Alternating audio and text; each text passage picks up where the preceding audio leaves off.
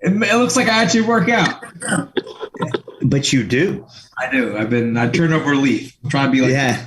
But dude, you work out every day in your job. Yeah. Welcome, gentlemen. And episode 119, Menace and the Man, Stan the Man, Dennis the Menace, Vicente Luque, Doug the Elephant Slayer. What's going on? What's up? What's up? I heard Vicente Luque was like the real fucking deal. Dude, he's from the hard streets of Brazil.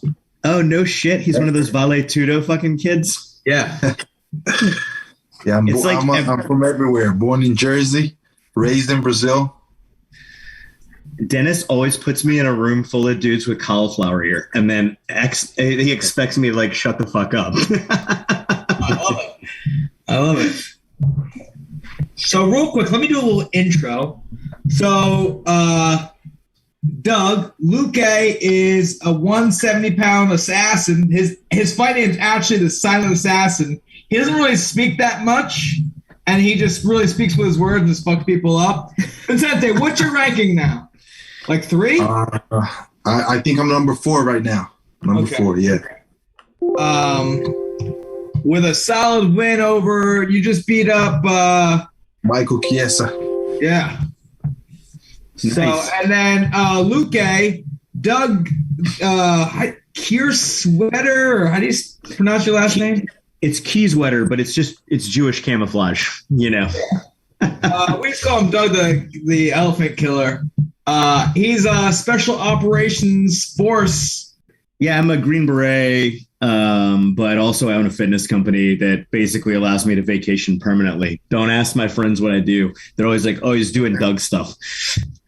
Nice. That's awesome, man. That's awesome. So if you need some protein, maybe we'll hook you up.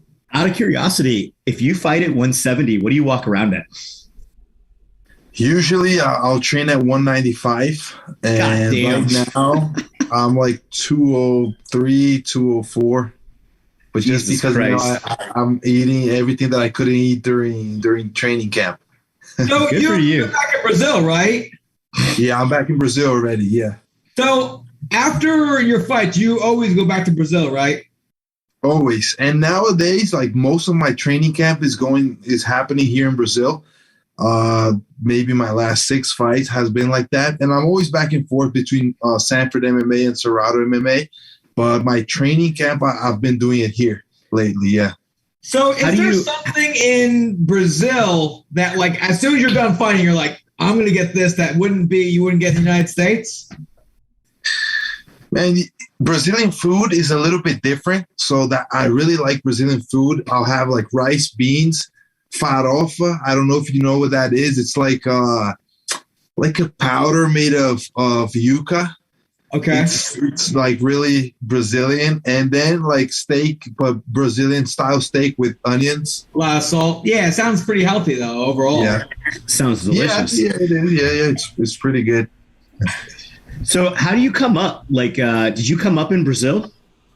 Yeah, so I was born in New Jersey. My dad still lives there, and I moved to Brazil with my mom. She's Brazilian. I moved here when I was about 6 to 7 years old, and then I grew up over here. But I've always had contact with my dad. I've always traveled to New Jersey. I have family over there. I have my grandfather.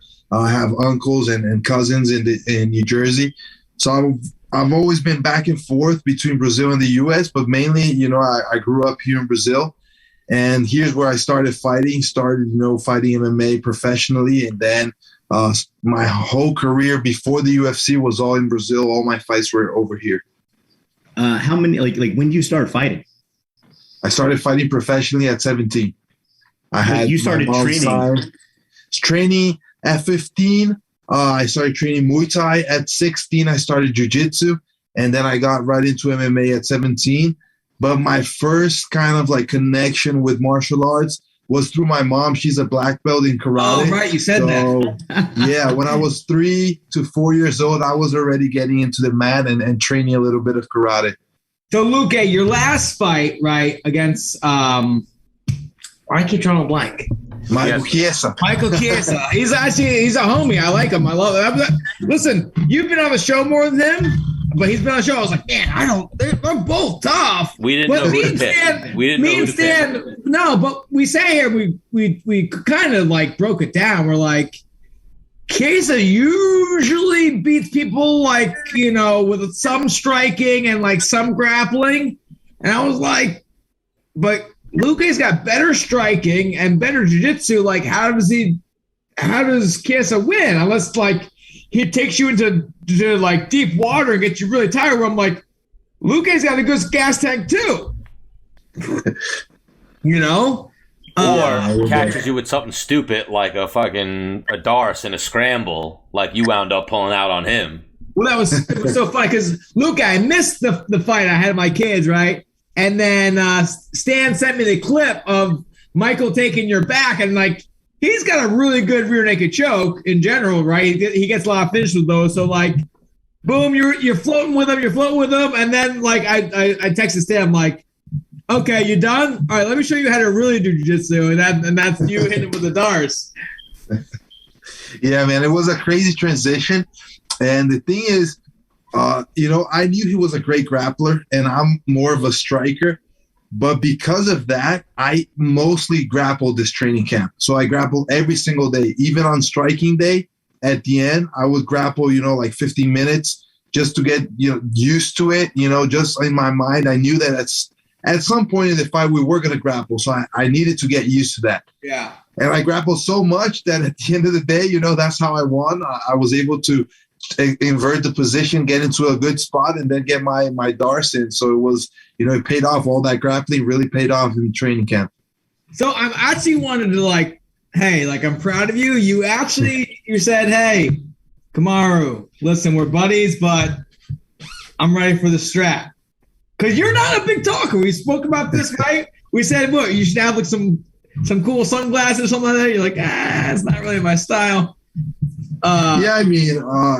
I don't talk much, but I think when I talk what I feel that I've earned. And I do feel that I've earned, a chance for the title because especially my style, I just go out there and I fight and I make it exciting. It doesn't matter who I'm fighting against. And realistically, I'm the only guy up there in the top 4 that hasn't faced Kamaru. I'm coming off a good streak. So I think it's an exciting fight for him, for the UFC, for the fans out there, And we spoke about that. You're very humble about your approach and everything like that. We're like, dude, you should fight for a title. You're like, I think I need one more. And then you got the one more, and now you're ready, And then like it wasn't like a nail biter decision. Like you were very dominant in your fight, So and got the finish. Yeah, I even talked about that in the call out, to Kamaru. He has been asking some welterweight to show him something. And I think I'm the welterweight that has been showing, I'm not only winning my fights, I'm not only putting on a streak, but I'm finishing, most of my fights. I have only one decision in the UFC. All my other wins are by finish. And I think that's different. That's something, that we don't see all the time in the UFC and at welterweight right now at the top. So I think that's what I'm showing of different to the champ. And I think that kind of puts me up there, to challenge him next. So Stan's got a question for you. We spoke about it. Go ahead, Stan, about gym wars. Well, pretty much kind of like I almost was going to say it like Chael Sonnen would say, like, sell this fight for me, Vicente.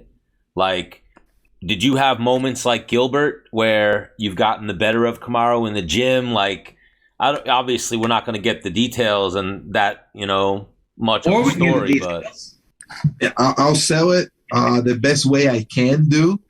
And most of what I remember is getting, not having a good time against Kamaru in the sense, like, I didn't beat him in training.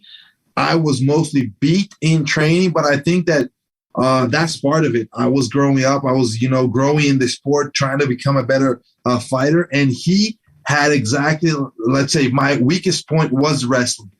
That's why I love training with him. That's why I always try to work with him, because he would beat me exactly in what I'm not the best at. And right now, I think I'm such a different fighter. So it's even changes. Like if he tries to kind of remember that guy that he trained with, and I'm a different fighter now, I'm a different guy right now. So I think that makes it even more interesting, because if we're gonna take it, if people are gonna just look at training tape and whatever we did in training, that's not what the fight is gonna play. How the fight is gonna play out. I'm a different guy right now. I think he has been evolving as well, putting on boxing. So if he might be in there, confident trying to strike against me. And if that happens, I would love that as well. I mean, I always want to have a striking match against anyone inside that octagon. So, yeah, I mean, I wouldn't take our training so much into, who was the best. I would say he had the best of me in training, but that's really different when it goes to fighting. Okay. Yeah. What was I say? Wait. That sold it right there. Absolutely. Like, well, the thing is, he got also the better of you in training, but you are a different guy. And then even something that I would throw in there is, how did you feel when you saw him and Gilbert fight? Like, for you, I'm sure that was hands sweating. I just watched him versus Gilbert right before we went on air. Yeah, that was really a different experience. I think it's really good in the sense, like, for me to face Kamaru, it kind of took all that thing of we were friends and we used to train together, and it's not going to be that weird as it was the first time I saw the two fighting, because they were friends. They trained a lot together. I think they still remain friends. I mean, that didn't change anything, but it was weird to see the two of them fighting and really going at it. And you saw, I mean, I think they fought even harder than guys that are not friends would fight. It was just like brothers fighting. They went at it, and Gilbert tried to take him out, quickly. Then Kamaru went right back and hit Gilbert and put him out. So I think that, I don't know, it was a different experience. I think it was good for me to kind of like get ready for that kind of atmosphere, that kind of, a really competitive I don't know. It's different when you know the guy, when you've trained with him, when you know what he wants to do against you, and he kind of knows what your game is. It makes it much more competitive. It makes it much more like challenging. So I think that's what the atmosphere is going to look like whenever we face each other. But things like I was saying before, like, right, let's say he got the best of you in the training room, right? But that was with 16-ounce gloves on and shin pads and headgear. Now things change when there's no shin pads and only 4-ounce gloves. You know what I mean? And like, both you guys possess knockout power, but you've shown it more than he has. You've also shown more submissions than he has. You know what I mean? So like, with smaller gloves, things change. For sure. I mean, realistically, they change both sides. So I wouldn't look at it as I'm not even going to think about what we've trained, what we've done together, because that's a different, like, when we're fighting, it's going to be different. He's going to be a different guy. I'm going to be a different guy. And fight is fight, man. You know that. You've been in there. A fight is different than training. No matter how hard we go at training, even if we got some grudge with somebody that we're training, it's different than if we were fighting them. So it's a different situation, And then also like fights that I fought that I was supposed to lose, kind of like I was supposed to lose. So I was like, fuck it. I would throw wild shit out there, like hit up with some crazy. Yeah, I mean, everything's on the line. When you're fighting, everything's on the line. So you don't really some things you plan, some things are part of strategy, but other things you're just throwing out there when you see it, and it's different. It's different. Also, I'll say this, with Gilbert and you training with him so much, like you getting those rounds in with Usman, you learned some of your weakness that you now worked on and are going to take into that fight. With Gilbert, we learned the weakness, not even the weakness, but what happened to Gilbert in that fight was cardio. He said it. He didn't recover after the first round. Going into the second round, then you saw that in the fight. So Menace always says it. The one thing you can't control threshold. Yeah, for sure. I mean, I think cardio is a big thing. I mean, everything, at this high level, you can't kind of like make no mistakes. Everything has to be on point, be it grappling, striking, cardio, everything. You got to be ready for everything. But that's the thing too. Like at this point, like at that level, everybody's making mistakes, right? Like you're rolling in there and you don't know it. This dude, it always amazes me when I see guys like you that are like really methodical and you're like, hey man, this is what I trained for. I know the guy I'm fighting. But then like for us, like I'm a consumer, right? I'm never going to get in the octagon. Like it's just not my thing. But I see dudes, you know, that talk shit like I fucked your wife and whatever. And I'm like, does that really get in somebody's head? Because I just ignore the shit out of that. You know what I mean? But then you see dudes make more mistakes because they're thinking about that. Like, does that get in your head? Or, I mean, do you not even pick fights like that? Man, it's hard. For me, it's more like you said, like I don't really care about what they say. I know that at the end of the day, they might be trying to sell a fight. They might be trying to get in my mind. And that's not going to change the outcome of what I'm going to do, you know. From scratch, when I signed a contract, I want to beat the guy I'm fighting. So if he says whatever of my family or if he tries to do anything, it's not going to change the fact that I want to go out there and beat him. From the first day I signed that contract, I want to beat him as bad as I can. I want to, you know, make him look like, man, he never should have stepped in there with me. And that's not going to change, you know, no matter what people say. So it's kind of like I just try to keep it, you know, my game plan. I've planned to beat this guy. I've planned to do this and that. That's what I'm going to do, regardless of what he tries to put on me mentally or tries to, you know, any kind of game he wants to put. Because at the end of the day, my objective is the same, no matter what happens. Yeah, but Doug, it's a weird, like when people talk shit, I've always used it to like,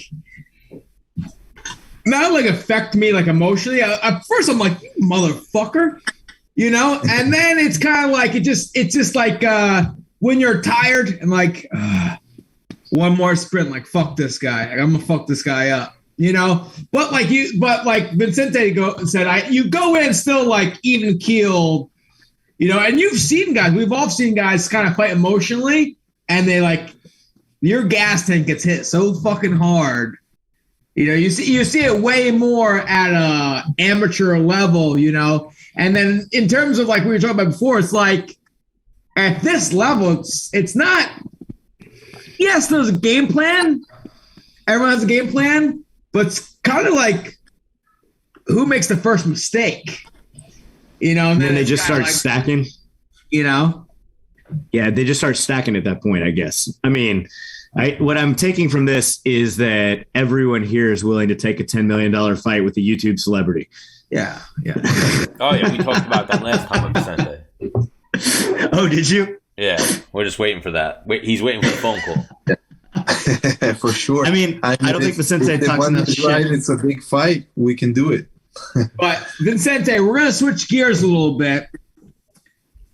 Let's say a bunch of bad guys or whatever you want to say just decided, hey, we're going to like just try to take over Brazil and just take over the government. How would that go? Man, I don't know. I don't think it would go really well, especially because I don't know. Here, it's really tricky, everything. You know, we don't got like a population that is really ready for war or anything like that. But at the same time, we don't take shit, you know. So that's what about Brazilians. I've noticed you guys have like an ego kind of like, what? No, like fuck that. Exactly. I know. So like even if we have to go like with knives, we're gonna go out there and fight whoever is trying to take us over. So it's I mean we like to fight. We even enjoy, you know, we have fun. So if we got to go to war, we're going to go to war however way we can with knives or with hammers, whatever. So, Doug, what's going on in Afghanistan? I know you are. That's a good question. Who knows, man? I mean, Bob's your uncle. Where do you want to start? I thought we were talking about favelas. I didn't know we were talking about Afghanistan. I was trying to ask him, listen, let's say, I feel like... So, what you're saying, thinking like if the same thing going on in Afghanistan happened in Brazil, it'd be different. So I have a different take on that, which is to say that I think that an Islamic fundamentalist government is the desired government of the Afghani people, and that most of them are comfortable with being told what to do, and they want order and they don't want corruption. And the U.S. government, the U.S. government sponsored a weak government that was corrupt and stole from the people for the last 20 years. And now what you're seeing is people that are like, well, I'm not going to die for them. They stole a bunch of money and they left the country. So I'm pretty sure that the Brazilians, if they had a super corrupt president, they're not like, hey man, bust out the hammers and knives to fuck these dudes up. They're like, well, we'll give them a chance. We know they're a law and order party. You know what I mean? Yeah. I mean, Afghanistan's fucked up, man. It's a great country. It's super beautiful. The people You've been there how many times? Yeah, twice. I love it. I mean, also, it's a nice place to visit. You wouldn't want to call it home. You know what I mean? But I mean, like, even the last time I was there in like 2009, it's a long time ago. Like, you drive down the one road in the country and you see a bunch of people living in ditches or like shanty houses or mud huts, you know. Where did I meet you? Iraq? You met me in Iraq. Yeah, you met me in Iraq. Is it similar to that? No, not at all. I mean, like, it's funny because the Iraqis, I've talked to a bunch of my Iraqi buddies because I posted some stuff about how, like, when they show the video of the guys that were trying to jump onto airplanes to get out of the country, and they're like, those people love freedom so much they're willing to risk their lives for it. I'm like, no, they don't know how airplanes work. They literally think that they're jumping on the back of a truck. Like, when they took off and they realized there's no air, they're like, oh shit, but they're already dead. Right. These are guys with no education. They can't read. They were born somewhere that, like, for them, like, they confuse us with Russians pretty continually. Like, guys in Kabul, not always, but like in general, it's a very uneducated populace. And the Iraqis aren't like that. I mean, we left Iraq officially in 2011 and we left a small contingent there. And then when ISIS invaded shortly thereafter, the Iraqis figured out how to get their shit together. They got help from Iran. They resourced help from the United States and European allies. And they did it on their own. They basically pushed ISIS back. What they've been doing for the last 20 years is kind of like teaching them their... Wait, and even Vicente, this is what we get Doug on the show because he's like our CNN or our, you know, Fox, our news network. He gives us the real shit. And Vicente, that's cool. And if you have any questions, hit Doug. Ask Doug. For sure. It's a weird thing because we weren't training. I mean, we... notionally we notionally trained them, but figure this out. All right. So here's a big thing. When the president of the United States was talking about there being 300,000 Afghan military personnel that could stand up to the Taliban, the reality is it was probably less than 100,000 because the corruption that's in Afghanistan rewards commanders for reporting a higher number of soldiers that are present than actually are. So they're basically stealing the wages of their soldiers that don't even exist. They're like, Frank Smith, he just wasn't here today, but give me his check. I'll get it to him. Right. So then they show up to work in like a G-Wagon and they build their big ass house in the middle of nowhere.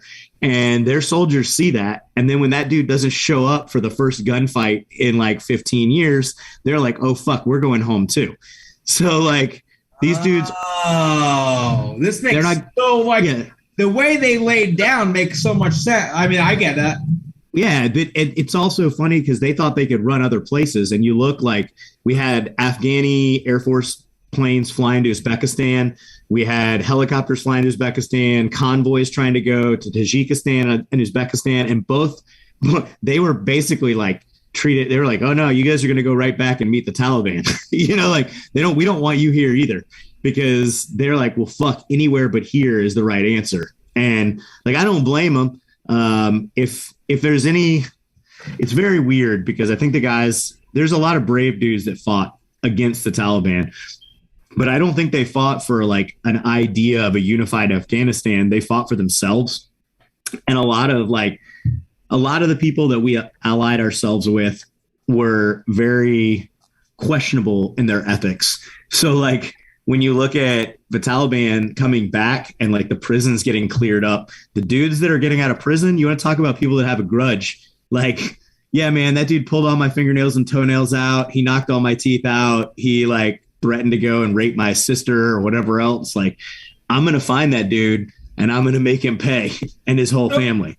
So real quick, I was talking with some guys at work and like, we don't know what the fuck we're talking about, but like one guy was kind of like, why is the United States like the the main funding for policing all of these smaller. That's a very good question. Country, like why? Like right, we're in like an alliance with other people, but like we're like let's say it's I don't know, 100 trillion. Like we're paying like I don't know, like 80 trillion versus like oh yeah, we're throwing some too. Like why are we such like? Here, even Doug, you don't need to confirm or deny this, but I've heard like the conspiracy, or I've heard even military people say this. That initially when we were in Afghanistan or Iraq, we were guarding like the poppy fields to control That's Afghanistan. Afghanistan. It's a rumor or potentially a true thing that we were guarding the poppy fields to control the drug trade. So we might not have been guarding them, but we certainly weren't. We were certainly directed by our partner force to areas where the poppy fields weren't as prevalent. But I mean, there were huge programs to do deforestation, like basically killing poppies and all that other stuff. The DEA was there, the FBI.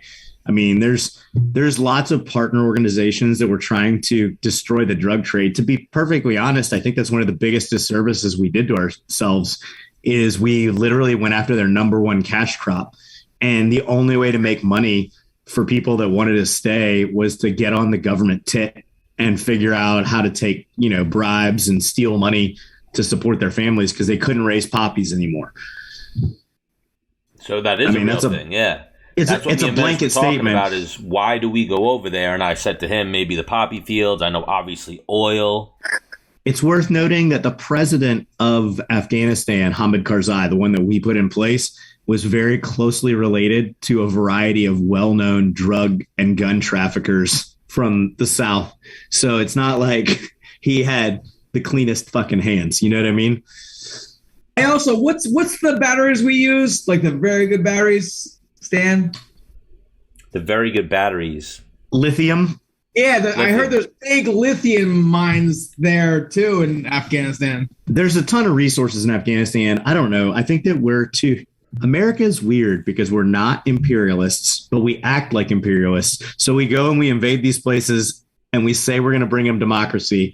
We don't like it when their choice is the bad guy, like people we don't like. It's like, all right, man, so you chose the Taliban. Congratulations on your new government. This is what democracy looks like. I'm going home. Like, you know what I mean? Like, enjoy your new masters. I don't care. You picked them. If you look at Iraq, the Iraqi parliament voted in a ton of people that actively resisted the U.S. occupation. They're folk heroes. And I think that's great. I think that having a parliament full of people that disagree with us is a true mark of the fact that we've told these people that their opinions matter. Afghanistan, it's crazy because, the Pakistanis basically bolstered the Taliban for the last 15 years because they wanted to protect Pakistan and Waziristan. They basically want to maintain control over their tribal lands like Waziristan. And now that the Taliban has control over Afghanistan, the Pakistanis are getting nervous because the Taliban stopped listening to anything the Pakistanis told them. So it looks like the Pakistanis might have to push troops into the tribal area, which means that they weaken their presence in Kashmir, where they already have a conflict with the Indians. So, hey, what's the next step? They're going to get spread thin. Does that mean that there's going to be a nuclear conflict between India and Pakistan? They hate each other, man, real bad. So who knows? But I think that it's interesting that Russia and China both jumped in and basically recognized the new Afghani government. They're expressing a willingness to work with the Taliban. If we want to talk about conspiracy theories, I think it's probably credible that the Chinese rolled in and offered a lot of money to pay off government officials to hand over the keys to the city. China's the biggest consumers of lithium, like I was saying before. Well, and the Chinese already have a very strong economic hand in Afghanistan. They always have. They don't need to send troops there because they control basically all public works and development. And they've been just going in there and they sign contracts, they bring cash, and they leave. They don't need to go to war. It'll be interesting. I think that it's funny because everybody said they didn't think that Afghanistan would cave this fast. And I think the funny part is it certainly looks like crooked politicians in Kabul were happy to send the only units that they knew would fight the Taliban to far-flung areas like Herat and Kandahar and leave them isolated without supplies and reinforcements so that they knew that they'd get crushed. And by the time the Taliban made an advance on the capital, it would just be over. You know what I mean? So I was on the phone with my younger brother. He's in the Coast Guard. Obviously, they don't really deal with that kind of shit, but just he paid attention to the things. He was just saying that the reason why we bounced, right, the peace agreement was expired. That was Iraq for sure. We had a status of forces agreement that expired in Iraq, and it was just the logical thing to do. I mean, we have peace agreements with the Taliban, and that's what. So we've been negotiating with the Taliban in Qatar for, I don't know, 4 years now, trying to represent a transitional government. And I think that the word on the street was that there had been an agreement that was met and that the Taliban was going to come to the table and create a joint government with the existing government of Afghanistan. Wait. Is the Taliban basically a group of guys that got together and were like, yo, we're fucking government people or something? We're just a moving country. Like, are they like the Bloods or the Crips? Like they're a gang that just taking over countries? It's more complicated than that. I mean, the Taliban has always been, well, not always, but the Taliban's been in Afghanistan for a very long time. They're kind of like, I'm going to get into muddy water here because I don't know the full details, but I know in the wake of the Mujahideen kicking the Russians out of Afghanistan, that left a lot of room for Islamic fundamentalism. And the Taliban came in with influence from Wahhabists from Saudi Arabia and created kind of their perfect utopian government in Afghanistan, a place where the people were open to it and there wasn't a lot of resistance. That created a breeding ground for terrorist training camps. And that's why in the wake of 9/11, we targeted Afghanistan to eliminate terrorist training camps. I mean, we won the war. I think what's the funniest in all this is if you look at like what's happening. Have you guys heard of a guy named Massoud? He's like ever heard of anyone called Massoud? Yeah, he's literally. No, Massoud's like the most famous Afghan of all time. There's like pictures of him. I watch like Netflix before I go to bed, and I watch that for like 20 minutes, and then I'm out. There hasn't been a movie about him yet, but he was Ahmed Shah Massoud, and he was super progressive. He was pro women going to school, pro equal rights, pro democracy. He was the leader of the Northern Alliance. The Northern Alliance were the guys that were resisting the Taliban in Afghanistan in 2000, like they had been for years. And the day before the planes hit the Twin Towers, we won't get into other conspiracy theories, a crew of fake newsmen with a camera that was a bomb assassinated Ahmed Shah Massoud because it was viewed by Osama bin Laden that he was the only real threat to the Taliban in Afghanistan. So he was assassinated, and then the special forces teams that infilled into Afghanistan in 2001 were all partnered with the Northern Alliance, well, predominantly partnered with the Northern Alliance. So the Panjshir Valley is the home of Ahmed Shah Massoud. His son is now currently leading the only resistance in Afghanistan. The last remnants of the Afghan National Army, the last remnants of the Special Operations Kandaks, they've all rallied in the Panjshir province. It's the only province. How deep are they? I don't know. It's really crazy to tell because there's rumors all over the place. I mean, who knows? Well, that's my thing too with the Taliban. How deep are they? No one really knows. I mean, like there are estimates that range from like 40 to 75,000. But I mean, you know, real quick, I got a question. Yep. The Taliban, is that what do Muslims pray to? Allah. Allah, but they worship the same God Christians do. What's their literature? The Quran. The Quran. Is the Taliban just people that looked at the Quran like, oh, that's what this means, and we're going to go this way? I'm going to make a really unpopular parallel. The Taliban are basically Southern Baptists. but they worship for them. But they interpret the Quran in such a way, and that's the way they act. That's what they believe. They're fundamentalists. They're fundamentalists who believe pretty much. I think that like the Taliban and a lot of very rural Christians would get along a lot better than they think they would. You know, like they don't want women to go to school. They want men to own property. They want to carry guns everywhere they go, and they don't like to be told what to do. Like also, you know, because they were raised in a Stone Age culture, they're much more violent, and they don't have the same value of life that we do as Westerners. So a lot of what they do doesn't make sense to us. But then when you look at it and you realize like none of them can read, they were raised in a really savage culture. I mean, it makes a lot more sense. So I got a couple more things. So here, Vicente, you're good, right? I'm good. Yeah, I'm learning a lot, man. I'm having fun here. That's what me and Menace were wondering. Is this educational or is this like Vicente's like, get me the fuck out of here? I mean, I'll just say this. You could give me a chainsaw and a machine gun. I still wouldn't fuck with the Vicente. I'm like, nah, bro, it's all good. We're friends, right? Pretty soon, Vicente might be the welterweight champion. So you might be like, I sat there and gave him some world knowledge. But even this is what Doug always does. He comes and drops us off some gems. But like a thing I wonder, even with the Taliban, like what Menace was saying is how big are they? And how do they come in and take over a government? Is that like, so we well, like you just said, Stan, like, no, but here's what I'm saying. Like, general is, you know, I don't think that they came in and did anything. Here's a ticket. This didn't happen in 2 weeks, right? Like, if you look at it, they've been running shadow governments all over Afghanistan for the last 20 years. The people of Afghanistan, they like strong leadership and they like rules and they like the idea of equity.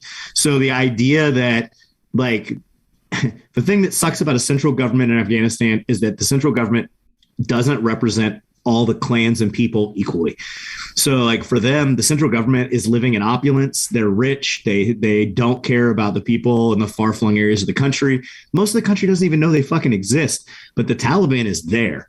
They show up, a dude who has education, who has the Quran memorized, comes into their village and is like, I'm the head cheese now. If you fuck with me, I cut your head off. And everybody's like, well, all right. And then he holds court and he solves disputes and he brings resources in from outside that helps them. All the things that the U.S. claimed to do, but really the U.S. was just bringing in money and empowering corrupt guys, right? I was gonna go here in terms of like, I follow a couple pages like Nature is Wild, Nature is Metal, where like they just show like animals just fucking up other animals, really. You know, it's just like dominance. Yeah, I mean, and that's essentially whether it's survival or like breeding rights. It's just like, yeah, like lions slashing lions and their fucking intestines hanging out, you know, and like to us Westerners, right? They're like, oh my God, that's just so cruel. It shouldn't be like that. But in Taliban or like in Afghanistan, it's just like, I'm the big dog. Like, this is like, stop me. There's only one way to deal with it, and I don't believe that anybody in the West has a stomach to deal with it. And I think that, like, if you look at history, you know, you've got Genghis Khan, a lot of the Mongol hordes, a lot of the like movements of Eastern militaries that came into the West were only stopped by equally vicious and unpleasant Westerners like Charles Martel. People are like, I don't know, that guy seemed like a good dude. Probably not a good dude. You know what I mean? But he had what it took to stop him. And I don't know if there's like I think that this idea that there's an Islamic caliphate that's breeding is I think it's a little far-fetched. I mean, I think that ISIS is a pretty good example of that in the sense that most of the Middle East was really primed for that from what we did in the Arab Spring. Like everybody was like, quick before we kind of advance, like in terms of like, I'm dumbing things down. Like, yeah, like I'm like, so in terms of like when the United States came over to Afghanistan, they kind of like, hey, we're here. We're kind of, it wasn't like, hey, we're here. Like, let's have tea. It was like, we're here. Like, oh, like, no, you're not. And there was war. We were like settled in there now. But we were gods. Like when we showed up, We showed up with the Northern Alliance and we brought fucking laser guided bombs and AC-130s, and we basically fucked those dudes up. Like there was like 30 dudes on the ground. Exactly what I'm saying. We came in with dominance, like, yo, we're here, like chill. Otherwise, there'll be more of this shit. Dude, think about it, man. It's like these dudes have been living in caves their entire lives, and then they meet a dude on horseback who doesn't look anything like them, and he goes in God mode, and he just like sends a fucking laser over to a hill and kills everybody there. And people are like, holy shit, that's big magic. You know what I mean? Like, yeah. So, like, I mean, yes, that's what happened. And then we slowly rolled that back by becoming an occupation, a force of occupation. And like our cultures are just so different. We're never going to understand what drives them. And I think in a lot of ways, bringing that is one of the biggest fundamental arguments. I lived in a lot of places in the Middle East. And one of the biggest fundamental philosophical arguments between academics in the Islamic world and academics in the Western world is the idea of modernization without Westernization, because people want phones and TVs and cars and refrigerators, but with all of that come titties and fucking pornography, booze, all of the shit that like makes people sacrifice their morality. Because, you know, like I had an Afghan dude one time, he was always about how he was a Westerner. And he's like, how do we make our women act like American women? Because I want to fuck. And I was like, bro, it's called birth control, man. Like once the women have control of their reproductive system, then they want to fuck. But if they think that every time you bang them, they're going to get pregnant and have another kid, that's not positive reinforcement. They don't know. They don't have a strong pull-out game in Afghanistan. I don't think so. I think that you can't show them that trick. Like, hey, come in this room. I'll show you something. I think it's common in Afghanistan culture to have like 12 kids, 20 kids. It's also having a family means that you have money. And so a lot of the younger dudes hence why you have a very predatory culture where men are forcing themselves sexually on younger men, and why there's a ton of bestiality going on where like farm animals and such are they're any port in a storm, as it was. We don't have socks, so we use goats.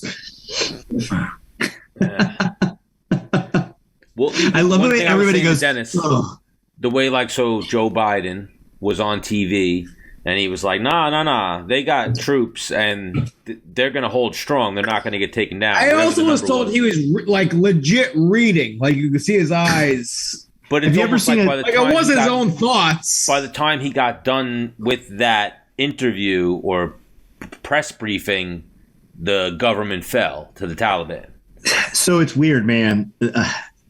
I saw a pretty funny meme earlier today. It was like a telephone game, and it was like, troops on the ground. The Afghan military will never be able to stand on its own. And then it's like diplomat says, well, you know, we need X, Y, and Z, and they'll be ready in 3 to 4 years. And then the next person's like, hey, they're almost ready. And the next guy's like, they can totally stand on their own. And then you got a politician who's like, the Afghan government will never fall to the Taliban. And you're like, man, that's how it works, right? Is the guys on the ground are straight up saying, fuck this. They'll never be ready. They don't have leadership. They don't know how to use their resources. I mean, the reality is that the United States has been, so like, are you guys familiar with the Joint Regimental Training Center or the National Training Center? They're fake war games that we run here in the United States to train up large scale units on how to like get ready for like near peer conflicts. The military's been treating Afghanistan, Syria, Iraq like forward JRTC, forward NTC for the last decade. It's just a really good training ground for guys to get experience in the real world and be better soldiers in general. So I think that from a funding standpoint, we didn't want to leave because for us, you know, like there's a lot of money that goes into that. And then from the other side of the coin, like, where are you going to train? Are we going to go back to canned training here in the United States that isn't as good? Or are we going to keep the blade sharp somewhere where we have reasonably low casualties and we're able to like fight against a proactive enemy?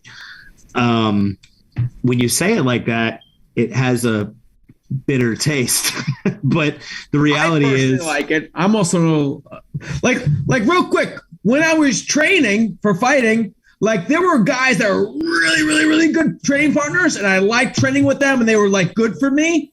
And like the opportunity arise, like I wouldn't try to hurt that. And then there were some guys that were like, this kid's never gonna even be pro.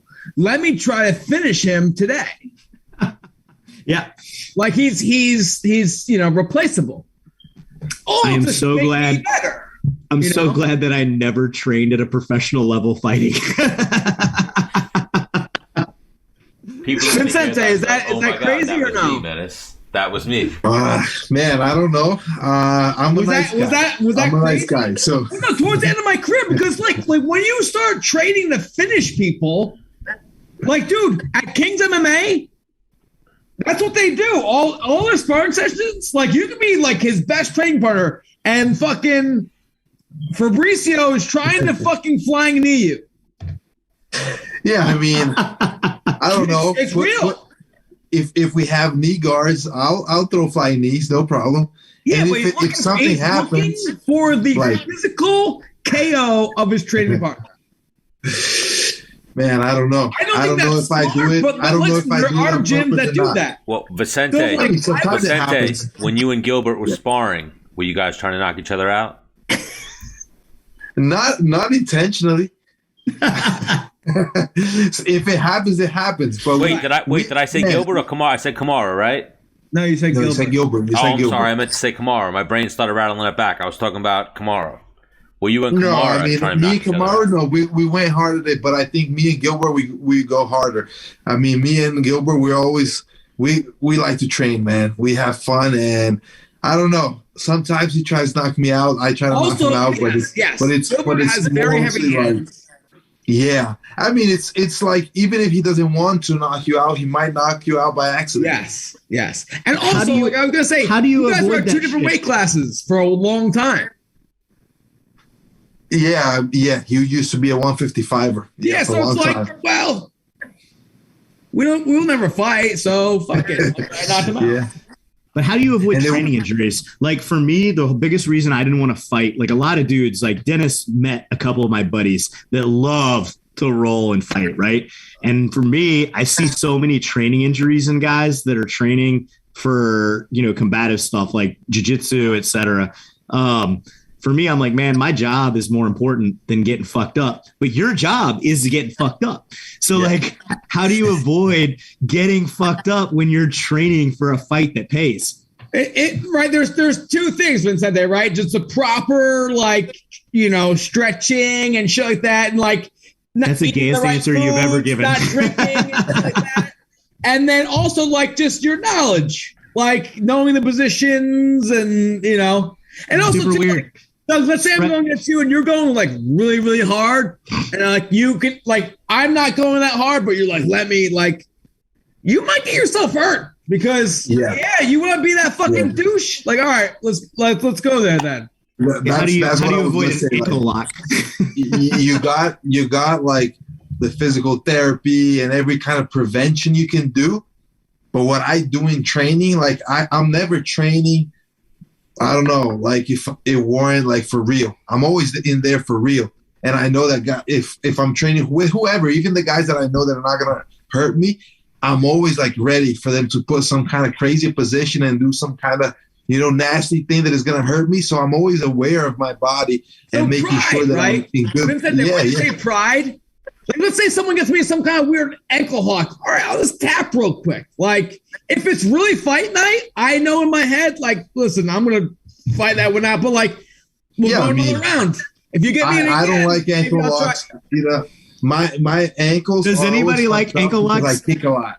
So I'll tap right away if somebody gets me on an ankle lock in training. I'll tap right away. Fighting is different, but in training, there's no reason why I gotta, try to, I don't know, show that I can take that shit. No, I'm gonna tap. Yeah. And train real quick, Doug, ankle locks in jiu-jitsu, considered like a cheap submission? Would you say, Luque? Oh, I'm well aware. Yes. I know because I'm like fucking ankle lock. Wait, Menace. When we're sparring you for ankle lock, and I know you might fuck my shit up, I'm blasting you really hard in the face, and you're gonna like you can commit and just try and keep taking them, but I'm fucking get the fuck off me.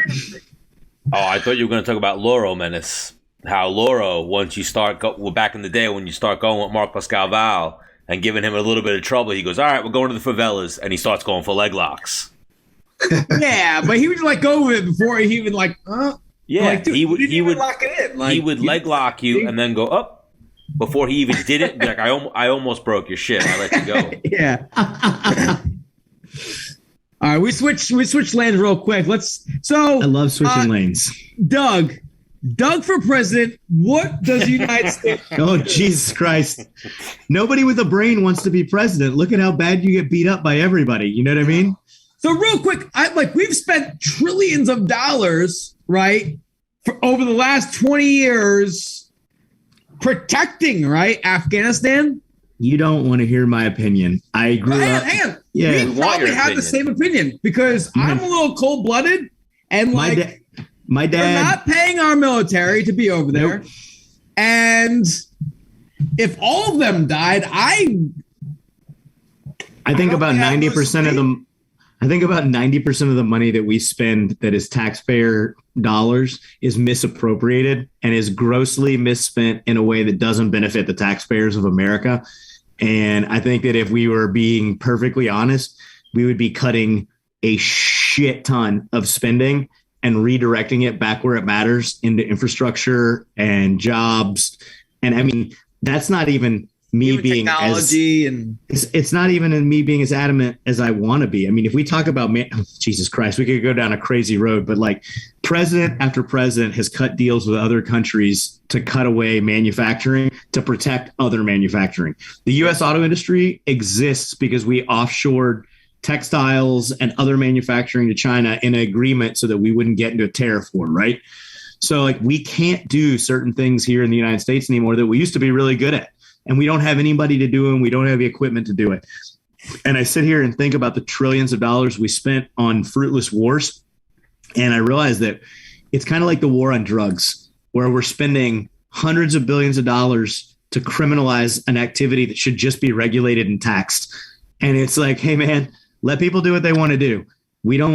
We should be encouraging people to be productive. We should be rewarding people for doing well. And we should be helping people that aren't doing well do better. And we're not doing any of those things. We laugh at people who are doing poorly. We tell them that they should be pulling themselves up by their bootstraps, which is fucking bullshit. You know what I mean? Like, what bootstraps? Like, I'm successful because my parents were successful, because I went to college, because I joined the military, because I had the ability to do it. You know what I mean? It's like, I don't look at some dude. Yeah. And I think we're always kind of in war. I think I learned this in maybe 8th grade social studies. Like, when we're in war, the economy does better. So it's because we dump a fuck ton of money into things that are related to American manufacturing, defense spending. We put people there. We have contractors who are Americans there making money. I mean, yes, we're spending a fuck ton of money on the economy. And that's why we came out of the Great Depression and World War II, right? Like, all that to be said, young dudes always want to test their mettle. Remember, like, how old were you when you were on Ultimate Fighter? 24. And you wanted to fight every motherfucker, right? Yeah, I mean, you had like a fucking hard on to fight every dude.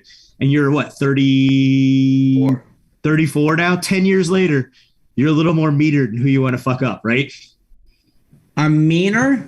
Metered. Like, you choose who you want to fuck up. Yeah. Before, last like year and a half of my career, I'm like, this guy is good. I don't like, he's going to give me a problem. I don't really want to like. The older you get, the better you get. I mean, like, if you look at the old Brazilian dudes, like, you got fucking Hoist, fucking, how old is that dude? Luque? I don't know. He's under 50s, I think. Oh, I mean, and then his dad, what is Aurelia or Helio. what's it's Helio, right? Yeah. Helio's in his 70s or something. No, Helio died. He was 94. Did he? In 94. All right, there you go. But he was rolling all the way till he died, right? Yeah. Yeah, I mean, he's a badass motherfucker. But also, like, we get better at war when we get older, but we also become more tempered in who we want to fight. And like, I look at the dudes that I fucked up in Afghanistan and I'm like, I don't feel bad about it, but I know that they woke up and I woke up. We both had guns. We both showed up in the right place at the right time. And I got lucky. I mean, I was probably a little better than they were, but also I got lucky, you know?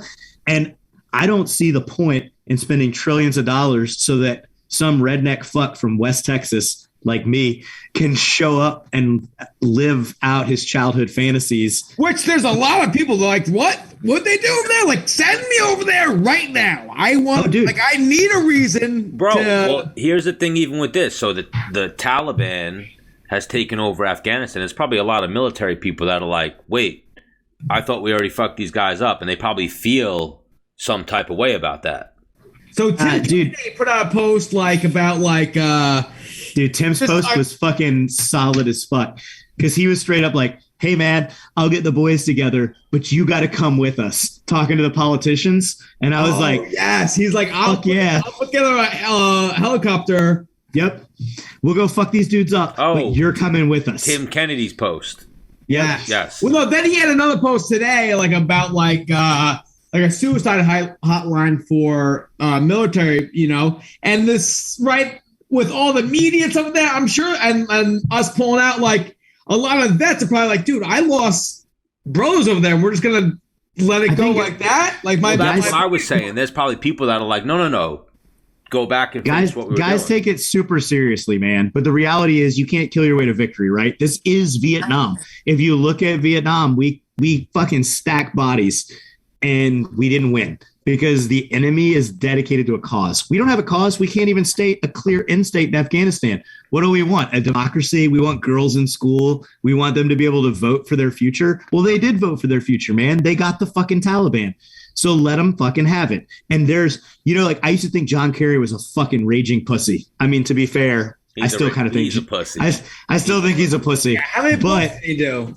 During Vietnam, he straight up said, he's like, what was his quote was, how do you ask the last man in Afghanistan or the last man in Vietnam to die for a mistake? And like, that's where I'm sitting in Afghanistan. I was like, dude, I've seen a lot of heroic activity. We did a lot of good stuff. We tried to make a difference, but in the end, if you can only swim upstream so long, and like, how many good dudes do you want to see their lives ruined? I mean, I got a divorce. I mean, part of it was my behavior. Part of it was that I was gone all the fucking time. You're wild.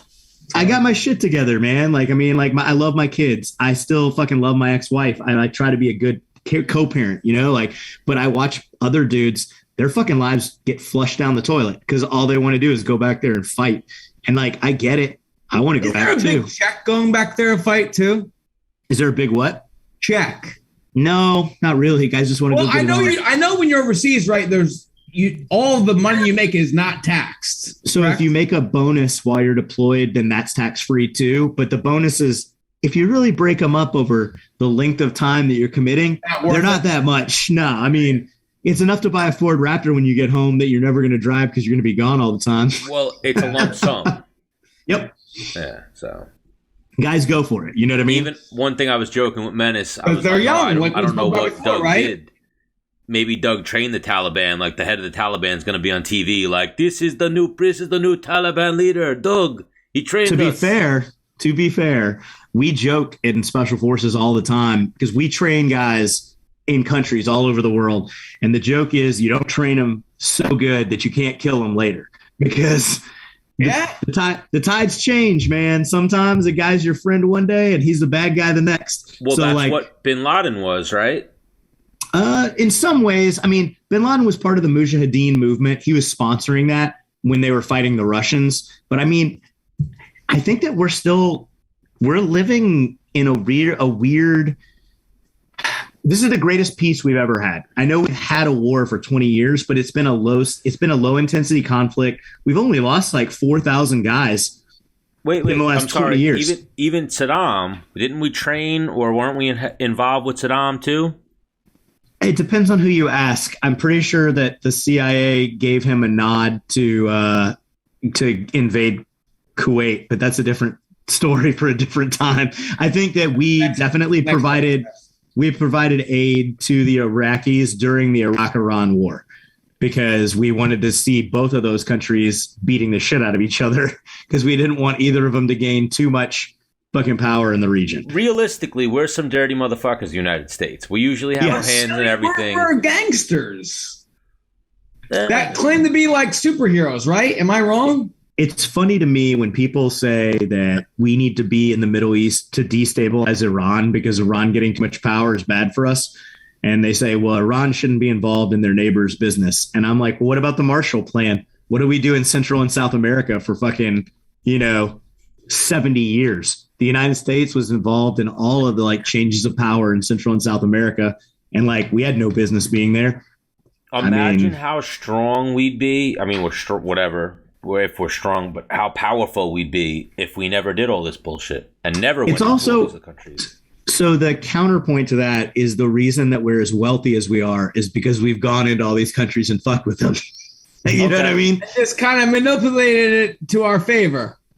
But we tell ourselves the lie that it's freedom and democracy. But I mean, we don't even live in a democracy in the United States. We live in a corporate oligarchy. But did we drain Afghanistan for its resources? No, that's the fucked up thing, Stan, is if we did, I wouldn't feel so bad about it. But there are no good, it's not like we took good contracts or we had mining machines stealing all the lithium. It's not like my brain just went off. So basically what we did there is we went over there with these big $1 trillion contracts and the contracts were probably bullshit where like Hunter Biden and fucking Jerko fucking whoever got the contract. Everybody did well. Except the enlisted dude on the ground and the taxpayer. Oh, dude, taxpayers don't know though. I mean, I love that. I was talking to somebody the other day, and they're like, "God, I'm so glad this war's over. Now we can put all this money into schools and and like roads." And I'm like, "What money, motherfucker? It's gone." They're like, "But we're paying taxes." I'm like, "Yeah, you got to pay the bill for the last 10 years, man. Like that doesn't mean that we've just been shitting money. We printed it for the last 8 years. When does it end? Like your house is worth 100% more than it was 2 years ago. Is it because the market's crazy or is it because we're seeing inflation on luxury goods? We don't know yet. And so here's where we could not end it, but get close to the end. Like, Doug, how close are we? Because I think you may have a little bit more of an ear to the grindstone or the streets, whatever it would be for this, to like collapse. Because I see it now. There's people like me, Dennis, Luque, possibly you, who are out in the world and we're carrying on our day-to-day lives. Then there's another large portion of people that are like, no, shit's about to collapse tomorrow, and people are like doomsday prepping. Everyone has no shit. My brother was saying kind of like, listen, ending war it's ugly every time. No. Like, I'm talking about the United States, Dennis. Yeah, I get what you're saying, Stan. Here's the thing. I don't want to bet and I don't want to guess because I hope that it never happens. As somebody who's spent a significant amount of time watching other societies fall apart, like I'm a Law and Order kind of dude. I'm like, man, let us not have to deal with the same shit that the Iraqis dealt with in their streets. Like the second that people start really fucking each other up outside of like, as long as it stays in Flint, Michigan, maybe it's not something we really have to worry about. But when it starts to spread, you have a great mind for it, Doug. Like the Great Reset and things like that. Are they real things?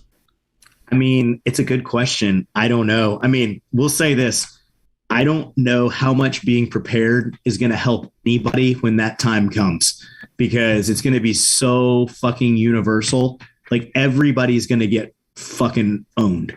Like nothing you have is going to be worth anything anymore. It doesn't matter if you got gold and ammo and guns. There's going to be a fucking Negan who gets together with some of his homeboys and he comes and just takes your shit. You know what I mean? Yeah, I know. Like, well, you have guns and ammo. Can't you defend that? Or you're saying it's just by yourself? Too much of a force. You got to have an army, man. You know what I mean? So like, I mean, and then it's going to be like, wait. And now you just segued and you just circled this whole episode now. So like I was saying, you got to have an army. The Taliban, is that whether like that's a group of aliens, guys? Camille, Luque, and Dennis and you form a group like that? We're going to have to start it on a compound where we also recruit a variety of hot chicks to be our wives. Yeah. It's so possible. Polygamy is the only way for the Great Reset in my mind. Luque is married. Luque just had a kid. I'm married, man. How old's your kid now? He's on 3 months. He's not even in the He United turned 3 States. months yesterday. Congratulations, Luque. That shit is fucking badass, man. Yeah. Thanks, man. Yeah, so things are going Being a to dad, change here. Being a dad is literally the best thing that can ever happen. And if you ask, when we talk about, I'll make a statement about the whole Great Reset thing. I get real annoyed with a variety of people that spend all their time and resources planning for a Great Reset. It's almost like they hope that it'll happen. And I'm like, hey, man, you don't want that shit. You know what I mean? It's like, just because I roll Monday, Wednesday, Friday at a local jiu-jitsu gym doesn't mean I want to climb in the motherfucking ring with any of you fucking animals, because I know I'll get my ass handed to me. I'm interested in it. It's exciting to me, but I'm not a professional. And when people are like, hey, man, I hope society collapses so that I can use all the dried food I have and use my gun. And I'm like, no, bro, you are going to be fucked because it is bad for everybody. And if you look like the Taliban, the dudes that occupied Kabul have clearly never been in a real fight. They're fresh recruits. They've been trained in Pakistan and other places. They look like fucking morons. They just got lucky that they joined the cause at the tail end of a 20-year conflict, because almost every dude that was involved in that fight against us is dead. And when you look at the Iraqis that fought their own civil war against ISIS, every dude that I knew who is solid, like a skilled practitioner of the war, of the art of war, is dead, because it's not a game that you live in for a long time.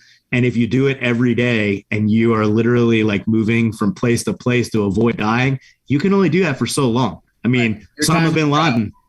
Well, Yep. Even you spoke of luck before. I've heard other Marines that I've known actually say things like that. Like, I'm alive because I'm lucky.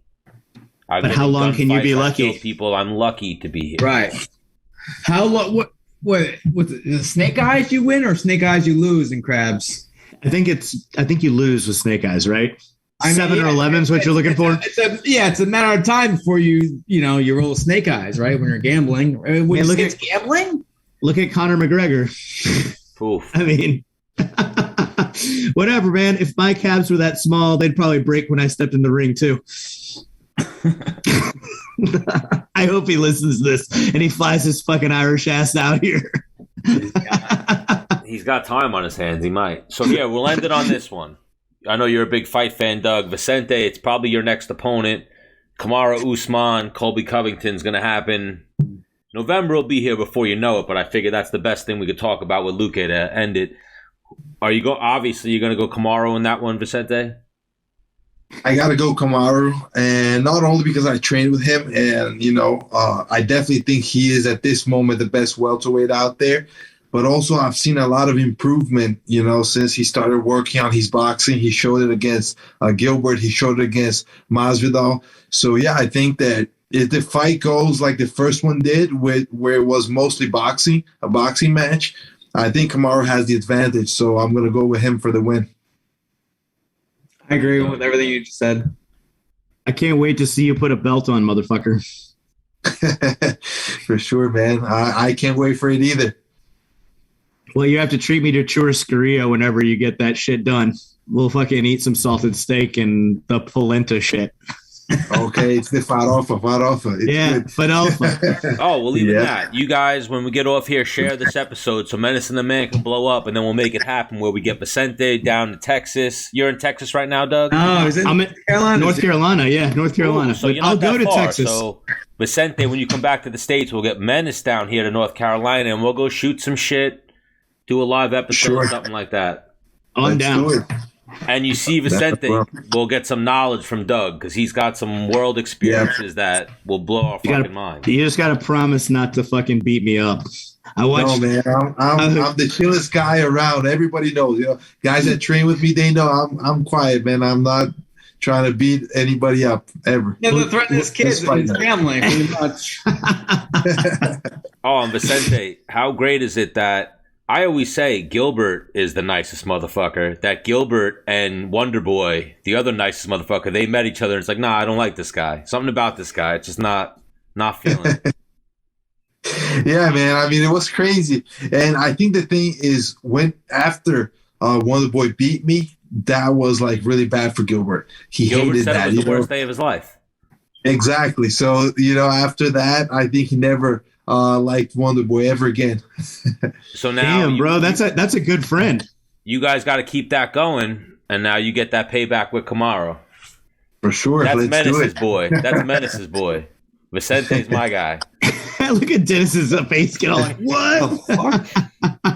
You know what I mean. Menace and him go way back, so.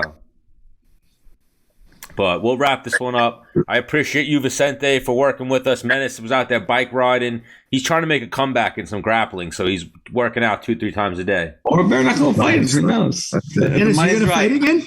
Yep. Or bare Good. knuckle. Bare knuckle slid in the If DM. the money's right. We'll just make YouTube videos making fun of that Jake kid, and you'll have a fight in no time. I told him he should Right. try to fight a TikTok. He needs to make a TikTok account. Right. That's the move. But Doug, you're the man. Vicente, you're the man. I appreciate the time, guys. Dennis, always a pleasure seeing you. Episode Appreciate it, dudes. 119. Thanks, We'll man. wrap Thanks, this one up. guys. Awesome. All right. Thank you, guys. Later. Well, see you later. Hey, we need to link up. Yeah. Absolutely. We're going to make this happen where we're going to come to Texas and we're going to shoot some shit in He's not in Texas. North Carolina. North Come to Carolina. North Carolina. I have all the ammo and all the guns. We'll go blow some shit up. It'll be fun. Beautiful.